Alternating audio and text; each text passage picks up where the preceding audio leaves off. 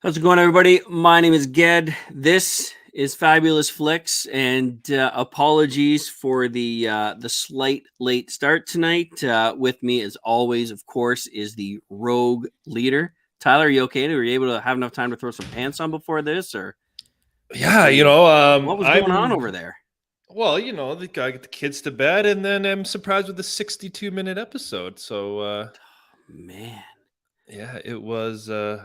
I'm fresh. Like I'm like 30 seconds of the final scene. So let's do this. all right, so here we go. Here are the points to cover tonight. Number one, Rhaenyra must marry, but not all suitors are created equally.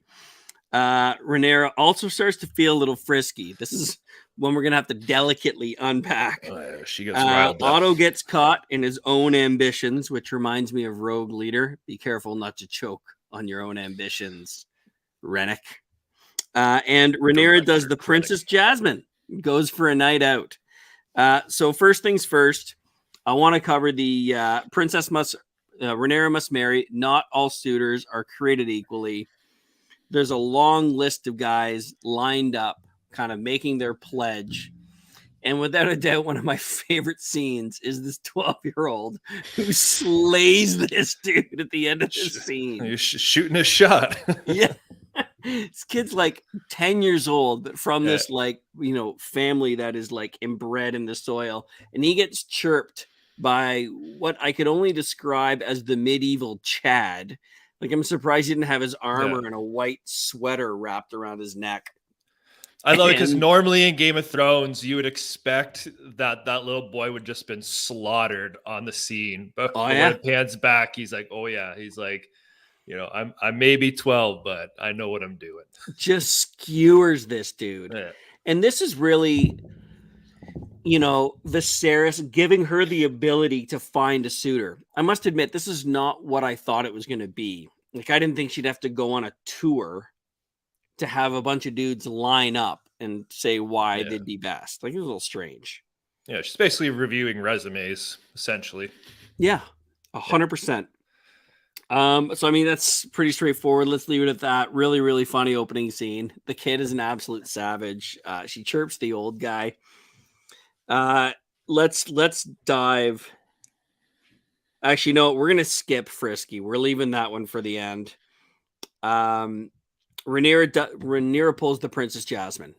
So for those of us that have been kids or have kids, Princess Jasmine throws on the kind of commoner clothes to go out and walk around her own kingdom.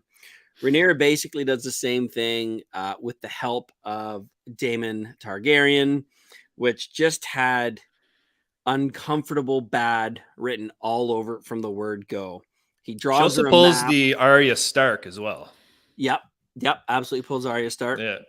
Finds the map of the hidden room, gets the commoner clothes on, and as soon as she sees Daemon, the thought of shit crossed my mind. They've been building up to this, I feel, because even in episode 1, their relationship was a little bit different than, Daemon to everyone else looks like an a-hole, but to those two had some weird strange, chemistry. Cersei, Jaime chemistry going on.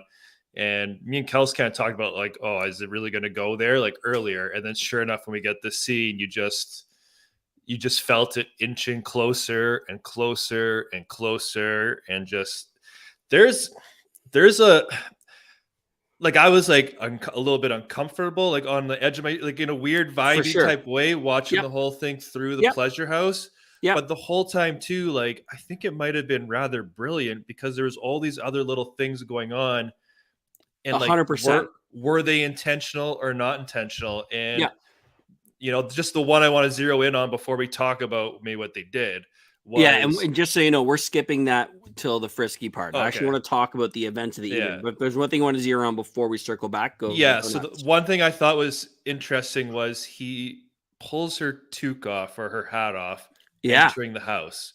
So was that just, now we're in here, we're safe because it's like no one says anything, or was like, I need you to be seen because that is going to invalidate you potentially from the throne. Like, I don't know, you know what I mean? Like, I don't know which game he's working. Was it just incidental and honest, or is No. there's a larger play at work here, which I think is obviously is always the case in Game of Thrones. So Yeah. just so much little, because with him, eventually rejecting, you know what I mean, and then piecing out was almost like it was like his ultimate setup, and then he's like, I'm out of here.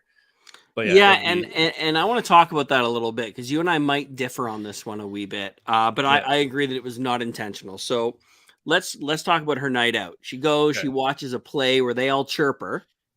Yeah, They're up talking about, they're kind of doing the reenactment, and they're kind of booing the idea of her being queen, and Aegon, because he has a man part. I don't think I'm going to say that word on the stream, but begins with a C. it's in the dictionary. Yeah, it's in the dictionary because he has the appropriate genitalia in a conqueror's name. He's automatically better for the throne, and that's really something you see a lot in the Game of Thrones universe in general, right? Is this idea that men would rather see the kingdom set to torch than a woman ascend the Iron Throne, in the words of her Yeah, aunt. But it was interesting because she's really been captive in the Red Keep her entire life. And there was something in there that you saw for the first time that you haven't seen in this series. And that was really some life in her. Unless she's riding Cyrax, the dragon, yeah, and doing something crazy, she's very mute. She's very almost China doll like, even though we all know she's a badass.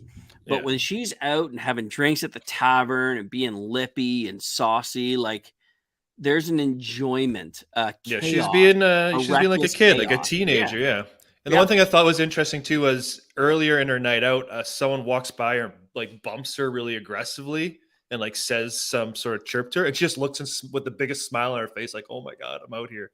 You know what I Yeah. mean? Yeah. It He wasn't called like, her a "Oh, this is boy, and so." he's like, "Oh, that guy just called Yeah, me boy." yeah. So yeah, it's totally someone who's has never Hmm. left a keep and has never seen like what the commoners are up to, right? So she Yep. got the full course courtesy of her uncle. Oh, did she ever? Um, but yeah, no, I thought that was very interesting to see her out and about and having fun, and you could see that spark. Her dad describes her and Damon as carrying the dragon blood for being reckless and chaotic. Yeah, And he expresses that reckless and chaoticness through obviously violence and being such an esteemed warrior. You impulsive. get a Yeah, glimpse into that with her, and we're gonna go right into this now, which is Rhaenyra gets a little frisky. So I confess, I went through and I watched it the first time, mhm. and there's obviously some claims made. So she's being spied on. Her and her uncle have this thing, but I went back and watched that scene a couple times, and she's not lying. And I think that that's kind of the main, obviously it's going to be a main point. We can talk about the Yeah, uncomfortness and how I called this in the first episode, because sometimes I like being right. In this case, didn't really like being right, because I called it in our first review. I'm yeah, like, Targaryens are a little incestuous. I think he's going to take his shot. But I mean, for the record, she's not lying. He functionally doesn't lay a hand on her. Like, she yeah, becomes semi disrobed. He doesn't touch her. They do not engage in anything. yeah, There is some kissing, and then I don't think he bails because it's a ploy. There's a look of vulnerability from him. I think he bails because it got real fast. yeah. You see Yeah. it in his face a little bit. Yeah. I Um, I think but the again, intention. I yeah, I think you're right with the intention. I think the yeah, intention was to drag her down there. I think the toque comes off to yeah. expose her. But then, as it happens, he gets this massive shot of reality, conviction, um, and vulnerability, and I think that's why he bails. Yeah, I could see it. And I was just thinking about now too. The other interesting piece, the person who is the spy, right, Yep. reports to White Worm or whatever, who is Damon's former whore. So I just noticed that when I watched it Yeah. today, I didn't realize So it was the same kid. yeah, when they're talking to each other, when he's like waking up hungover, they don't really appear to be on good terms with each other anymore. They do not. But considering the relationship, Hmm. did he? Well, I don't know. Did he know what she was doing? Because she said, "I'm not in the skin trade anymore." So maybe he was completely oblivious that she was running like a little spy network. But Yeah. yeah, no, there's he has something going on behind the scenes. Otto obviously also does. But yeah, it's the wheels are in motion for a lot of these characters Yeah, right and now. we'll definitely get to Otto in a minute. So she gets back to the Red Keep, walks past Sir Kristen, who's her bodyguard, who there's always been a very cool, you and I talked about this last week. There's a very cool relationship there. There's definitely some comfort, some fascination. Yeah, and we thought they were the ideal, 100%. like Yeah. setup, like the two Yeah. together. Like that's the one I think the audience would be most comfortable with. Yep. And then sure enough, she invites him in, takes his helmet, and as I'll need HBO I'll does. need 35 minutes, my queen. I am wearing 17 pieces of Yeah. clothing that are elaborately tied. But there was a genuine, sincere playfulness to it. Like when they're like unstrapping the boots and stuff, like Yeah. she's laughing, she's giggling. Like it's very different than what had almost just transpired. Yeah, It me was and Kels very are kind of comfortable. joking, but is he like in Yeah. a lose-lose situation? Like if he's being demanded to do it, and if he's caught, he's likely killed because Yep. he's ruining, the queen's Virtue. virtue, yeah. And Virtue. then secondly, say he's not even into it at all, which of course he's going to be, but if he's not, he still has to go through with it anyway, and then potentially get killed for it regardless. Yeah. Like it was And if just he says no, she's yeah, going to disown him and have him or replace him and he disbanded, loses his place of replaced. power. So like he's like just in a no-win It's a no-win situation. situation. Yeah. So he took it down like a champ. Yeah. Took her place. And when I first saw it, I thought Yeah. obviously because she was in multiple taverns that night, they had a bunch of Yeah. drinks. I was curious to know when he shows up the next morning if she was going to be very like dismissive, but she was very And before she he was said flirty. Yeah. She very was like, flirty, yeah, very come on playful. I in. think that there's a lot of genuine interest there. Yeah. So yeah. So do we want to? So this whole anything else you want to touch on with this whole Damon thing, or do we just kind of leave it to rest? I mean, you think your stance is that there's an ultimate play there. My stance is that I think the original play, as he says to the king, is marry Rhaenyra to me in the traditions of Targaryen. It's not unheard of. Yeah. She will be my wife. That gives him access to the throne. But I think the tables turned real fast halfway through that. Yeah. Either way, right? If he marries her, he becomes king. Yeah. And if he on purposely got her caught, Mm-hmm. there's a high likelihood she loses her claim anyway. So then it's him versus the baby.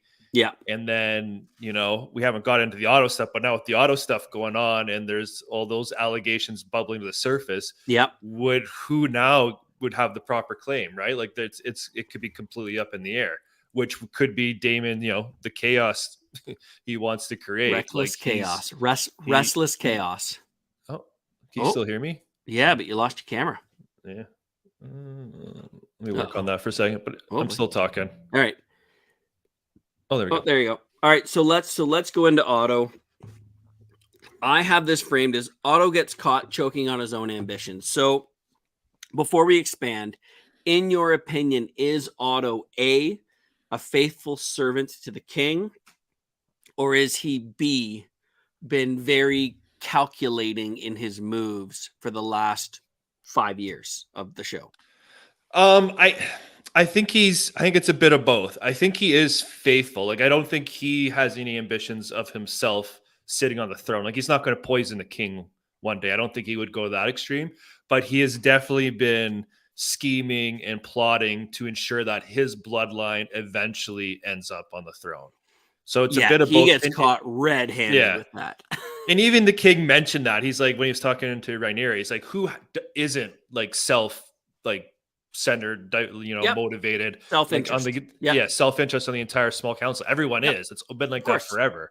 Yep. So he just, he got outed, and the reason why I think the king went so hard on him is because some of his schemes involved Rhaenyra, right? Like taking her claim away, spying on her. It all revolved around her. And then the Yeah. interesting thing they kind of brought up was, did he have foul play in the previous king? Which kind Yeah, of sounds like because he's Jaehaerys's being, son, yeah, who was his father, was a healthy dragon rider. And 5 days after the great hunt, what is it with them and hunts? He yeah, dies of a burst belly. And then Otto becomes second most powerful guy in the kingdom. yeah. So it I sounds think like that he's been, might be a bit of a stretch. I mean, you never know with yeah. HBO, but But like we don't know all that history, and they're not going to show us. So I think maybe we could yeah. just assume he's been in like we're catching up with his character near the end of his like end game plays. You know what I mean? Yeah, Like we it's fair. obviously missed the initial setups to get to Hand of the King. We were Yep. seeing him through, and like I love how he finally sniffed out like you're basically sending your daughter to my room to comfort me, like all that stuff. Like he's just all over it. Yeah. Again, it's like, I think the audience every once in a while appreciates smart characters. You know what I mean? Like, stop doing stupid things, just be smart.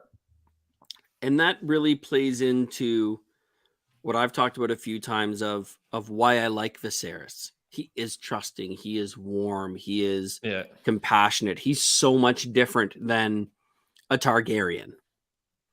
yeah, So at the end of the episode, she says, I will do my duty and marry the sea snake's son, but you must first do yours as a king. yeah, So basically, she's going to marry Colis's son, who is a dragon rider, which is kind of badass. yeah. However, he's got to gas the hand of the king. So, 2 questions, because I do want to keep this nice and short. 2 questions. Number 1, Mm-hmm. who becomes the hand of the king? And number 2, how does her agreeing to marry Colis's son interfere with her obvious smitten for Sir Kristen Cole? Yeah. So first off, just off the top of my head, Colas and the King. I Ooh. wonder. I wonder if he'll even have it as a condition. Yes, I will not marry my son to the free cities and become this big thorn in your side, but you have a vacancy at Hand of the King. I'm the Hand of the King. That'd be that's just off the Ooh. top of my head, my guess.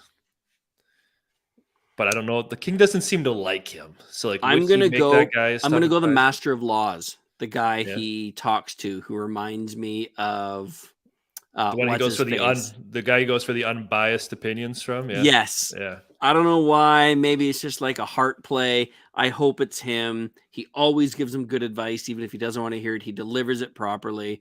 But he reminds me so much of the character from the first Game of Thrones, who we all love, whose name, of course, I can't remember because it's on the spot. But Yeah. yeah. Yeah, no, I could see that too. And Keeps it within the how confines. does her now pending nuptials interfere with her relationship with Sir Kristen Cole, or does it? Or does she play both? Because Damon mentions in that brothel, we get to do what we want, we get to who we want. That's So what I was just gonna say. I think Damon's gonna rub off on her in this particular situation. too soon? Wrong choice of words. I don't know if you can say Damon wants to Yeah. rub off on her. Pretty sure he was halfway yeah. down that road.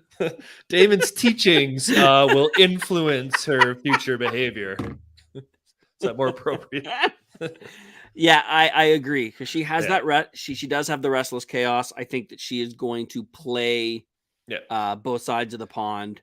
I do Could- foresee yeah. confrontation between the Sea Snake's son and Sir Kristen Cole.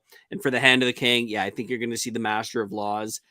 And I think you got a solid play there with Colas as well. Yeah. No, I think it'll be interesting. And it's like, just kind of not off topic, but zooming out a little bit. Are you surprised with how fast the season seems to be moving? Yes. Yeah, it's supposed to be 10 episodes. We're 4 in, and it's already traveled 4 years. Yeah, I feel like a shit ton of stuff has happened so far in the show. Like I Yep. feel like we're still getting awesome character development, It's kind of it's an interesting thing they're doing. It's very fast paced, but it feels fast, but it doesn't feel like, I don't know, like unrealistically fast. Like the episode itself is slow, and then it's almost like these huge transitions between things. Yeah. I mean, if you could accuse interesting. Game of Thrones of one thing, the odd time it would be the odd season dragging out. And they have learned from that. They are moving with that. There's no wasted time in these. Yeah. So it's interesting. Yeah. Awesome. Been enjoying it. Yeah, fuck, it's possible not to. All right, that's it. You are home, putting your computer there? back together. Hey? Gonna give it a score? Oh, solid. I'm gonna go 7-9 only because I was really uncomfortable with the brothel scene. Yeah, it was incredible, but I'm giving it 7-9. I'm probably the exact same. Yeah, I could like I just feel I don't know. I feel so strange and conflicted after watching that episode. Like I said, it could very well, and maybe that makes it great. Maybe we're gonna look back on this and say it could end up being completely brilliant. This should have been an 8-5, 8-6, 8-4 because it really did challenge.